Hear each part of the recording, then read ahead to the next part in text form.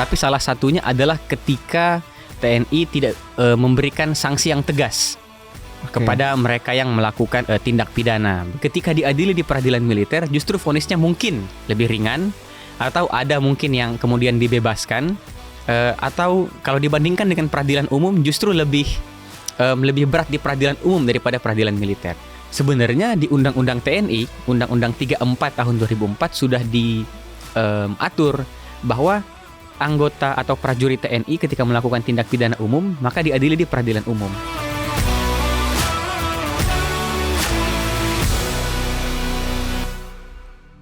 Halo Smart Viewers, selamat datang di Good Talk Tribunnews TV sebagai digital content creator kampus pertama di Indonesia.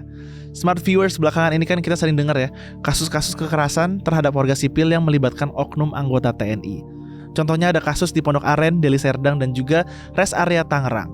Nah, untuk membahas kasus ini lebih lanjut, kita sudah kedatangan seorang peneliti dari Kontras. Say hello to Mas Hans Guyovani Yosua. Halo Mas. Halo Mas Brian, selamat sore. Apa kabar? Sehat. Oke, kita langsung masuk aja kali ya. Ya. Mas, kalau saya mau tanya dulu, gimana sih perkembangan penyelesaian kasus yang melibatkan oknum-oknum anggota TNI ini nih? Iya, tadi Mas Brian ada menyebutkan beberapa begitu ya. Mulai dari yang penembakan kepada pemilik rental mobil, itu kalau tidak salah sudah mulai proses persidangannya begitu. Itu kan dilakukan oleh beberapa prajurit TNI Angkatan Laut. Lalu kemudian yang di Deli Serdang, yang kami dapat informasinya sudah ada yang ditetapkan menjadi tersangka dari Batalion Artileri Medan, Yon Armet di sana. Kami juga waktu itu teman-teman melakukan advokasi terhadap korban di sana, dan kasus pembunuhan yang dilakukan di Pondok Aren kalau tidak salah sudah ditetapkan sebagai tersangka juga pelakunya, tetapi belum sampai ke tahap persidangan, mungkin masih dalam penyidikan, kira-kira begitu. Oh, nah kalau misalkan kenapa sih kasus-kasus ini tuh masih banyak terus terjadi, Mas? Iya, kalau kami lihat begitu ya, setiap tahunnya pasti ada peristiwa prajurit TNI yang kemudian melakukan tindak pidana, pembunuhan, penyerangan, penganiayaan, dan lain-lain. Kalau kami lihat mungkin salah satu faktor, tentu faktornya ada banyak, tapi salah satunya adalah ketika TNI tidak memberikan sanksi yang tegas kepada mereka yang melakukan tindak pidana begitu. Misalnya dengan pemecatan atau bahkan dengan memberikan sanksi pidana gitu ya. Nah, jadi mungkin itu bisa menjadi salah satu faktor. Nah, dalam kasus-kasus tadi sudah seharusnya dan sepatutnya mereka yang menjadi pelaku bukan hanya diberikan sanksi etik saja atau dipecat saja, tapi juga dibawa ke pengadilan untuk kemudian diadili melalui atau menggunakan mekanisme hukum pidana gitu. Oke.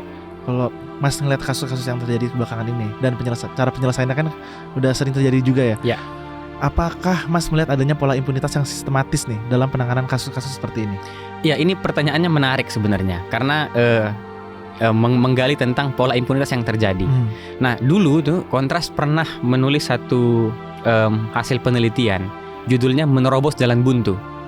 Nah, buku itu bercerita tentang peradilan militer, di mana dari penelitian yang dilakukan ada beberapa kasus ketika diadili di peradilan militer justru vonisnya mungkin lebih ringan, atau ada mungkin yang kemudian dibebaskan, atau kalau dibandingkan dengan peradilan umum justru lebih berat di peradilan umum daripada peradilan militer.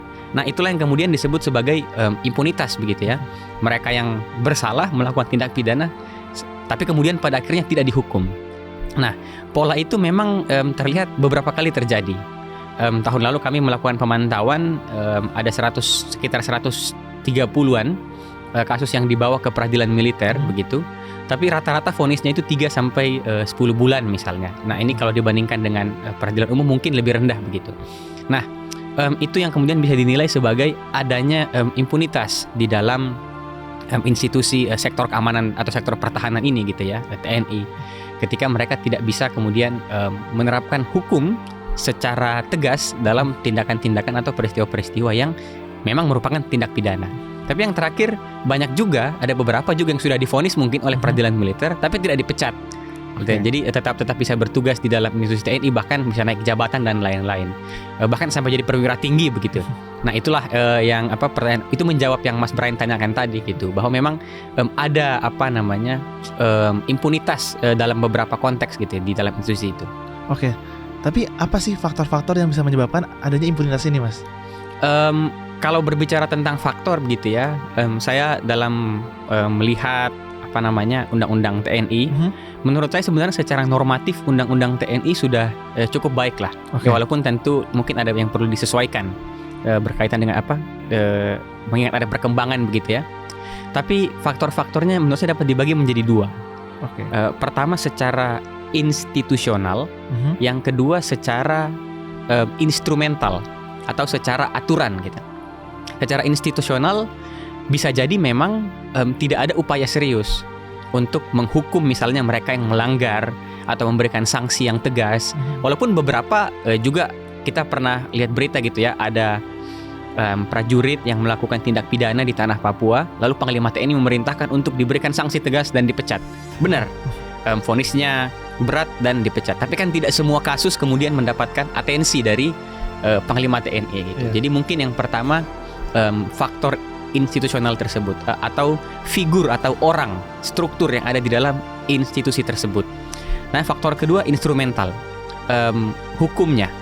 Yang bermasalah di mana? Karena hari ini kalau ada prajurit yang melakukan tindak pidana, maka akan diadili di peradilan militer.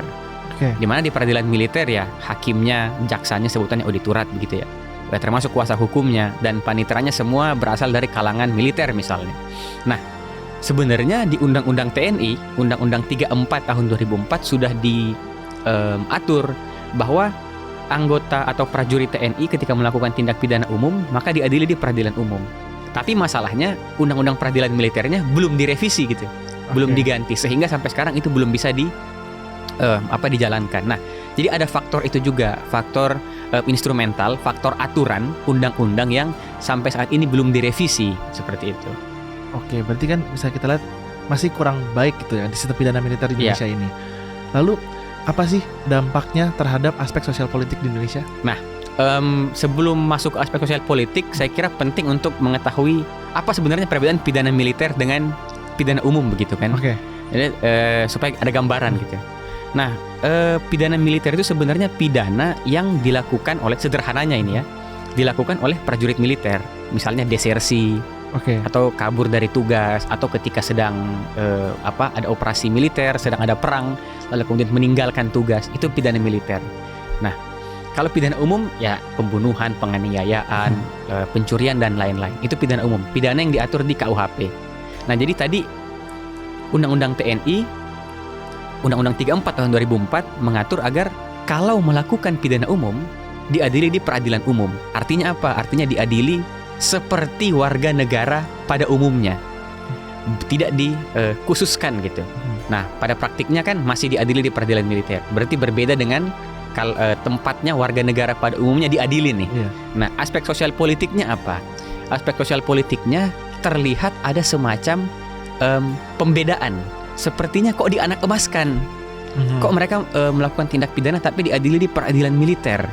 Padahal tindak pidana umum. Pembunuhan misalnya, pencurian dan lain-lain gitu kan. Itu yang pertama. Tapi yang kedua, ketika itu terus terjadi secara berulang-ulang, bisa jadi juga kemudian ya tidak ada lagi keinginan atau niat secara politik gitu ya untuk mengubah undang-undang peradilan militer. Karena sudah terlanjur nyaman gitu kan. Ya sudahlah, kita tetap dengan mekanisme ini saja. Nah, padahal apa yang dilakukan sebenarnya tidak sesuai atau bertentangan dengan undang-undang TNI itu sendiri. Kurang lebih begitu. Oke, Mas, kalau ini kan kita lihat dengan adanya kasus-kasus seperti ini dan cara-cara mekanisme peradilannya seperti ini, apa yang bisa kita kritik dari sistem pidana militer di Indonesia?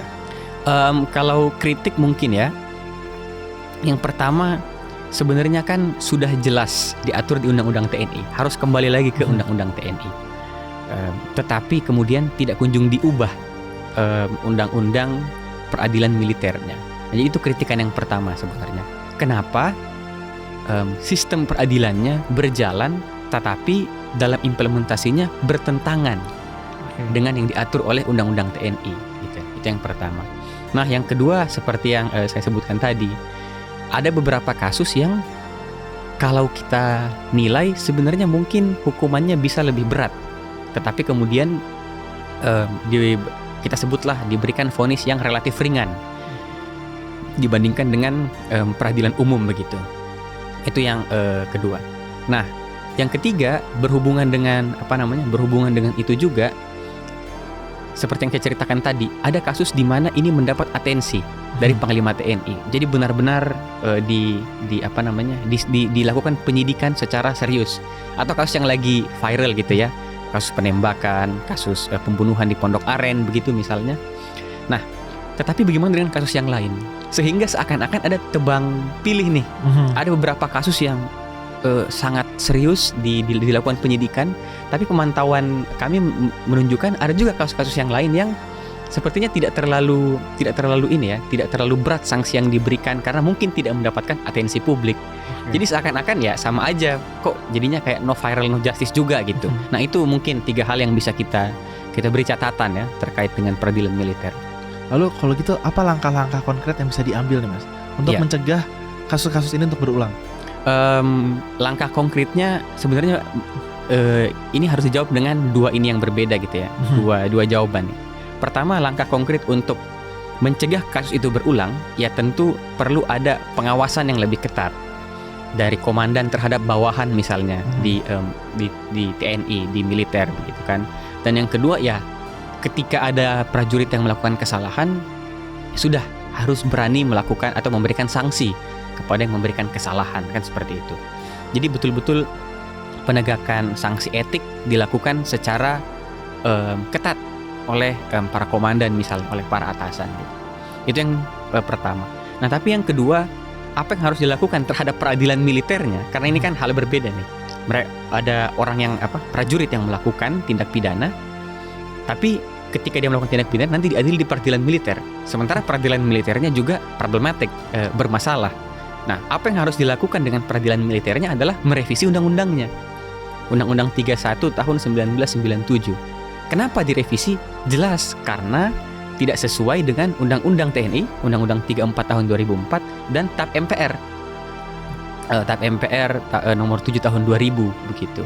Nah, jadi itu kira-kira yang harus dilakukan gitu ya. Satu di level institusi, tentu ini menjadi satu momen untuk berbenah, tapi di satu sisi secara instrumental peraturannya juga harus diperbaiki. Nah, kira-kira begitu. Nah, kalau menurut Mas sendiri nih, dalam waktu dekat ini kira-kira bisa terjadi nggak sih? Dalam waktu dekat, saya cukup kalau secara pribadi pesimis begitu ya. Kenapa? Karena upaya untuk melakukan revisi Undang-Undang Peradilan Militer itu kan TAP MPR keluar tahun 2000. Setelah itu presidennya Megawati misalnya, nggak berhasil untuk direvisi. Lalu keluar undang-undangnya tahun 2004.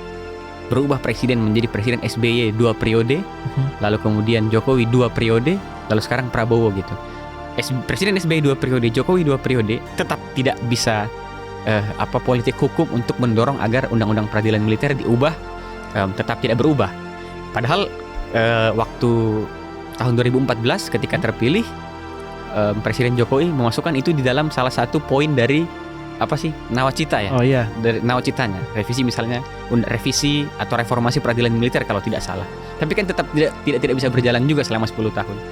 Berarti sekitar kurang lebih 21 sampai 25 tahun belakangan ini belum berhasil dilakukan revisi terhadap undang-undang peradilan militer. Nah, saya kira ya dalam waktu dekat juga mungkin itu tidak akan dilakukan begitu ya, mengingat ketika kampanye misalnya Prabowo tidak pernah secara eksplisit menyebutkan tentang peradilan militer misalnya, sebagaimana dulu Jokowi pernah menyinggung itu gitu kan. Nah, jadi saya kira tidak akan berubah di dalam waktu dekat begitu ya. Tetapi idealnya ya seharusnya memang itu ada perubahan. Oke. Lalu kita nih sebagai masyarakat sipil, apa sih sebenarnya bisa kita lakuin untuk mendorong perubahan itu? Ya, yang pertama kita harus ngerti dulu masalahnya di mana gitu kan. Karena teman-teman masyarakat sipil saya kira di masa yang lalu sudah banyak bikin kajian-kajian, sudah demo berkali-kali gitu kan. Demonya mau di DPR kayak di Mahkamah Agung atau di di markas TNI mungkin. Tapi kan perubahan itu tidak kunjung dilakukan gitu ya. Jadi menurut saya hal pertama yang harus kita lakukan adalah mengetahui apa masalahnya. Apa yang menjadi masalah, kenapa pidana militer itu banyak yang mengkritik selama ini. Itu dulu yang pertama. Nah, setelah mengetahui masalahnya apa, maka langkah berikutnya jika misalnya ada yang mengajukan untuk melakukan revisi atau memunculkan wacana revisi, sudah sepatutnya masyarakat sipil mendukung wacana tersebut gitu. Kalau memang masyarakat secara umum memandang ada masalah di dalam undang-undang peradilan militer begitu misalnya. Oke. Berarti kita harus tahu dulu ya apa masalahnya dan ikut mendorong perubahan agar sistem peradilan militer di Indonesia ini lebih baik juga ya Mas ya. Oke. Sebelumnya saya terucapkan dulu nih Mas, terima kasih banyak udah mau datang ke Good Talk. Dan siapa tahu next time kita bisa ngobrol-ngobrol lagi kan. Thank you Mas Brian. Oke. Dan untuk para kalian smart viewers, kita baru aja ngobrol dengan Mas Hans Giovanni Yosua, seorang peneliti dari Kontras, dan kita habis aja ngebahas tentang sistem peradilan militer di Indonesia. Nah, kalau menurut kalian sistem peradilan militer di Indonesia akankah menjadi lebih baik? Langsung aja komen di kolom komentar di bawah ini, dan jangan lupa juga untuk like dan subscribe YouTube channelnya Binus TV. See you in the next episode of Good Talk and bye-bye.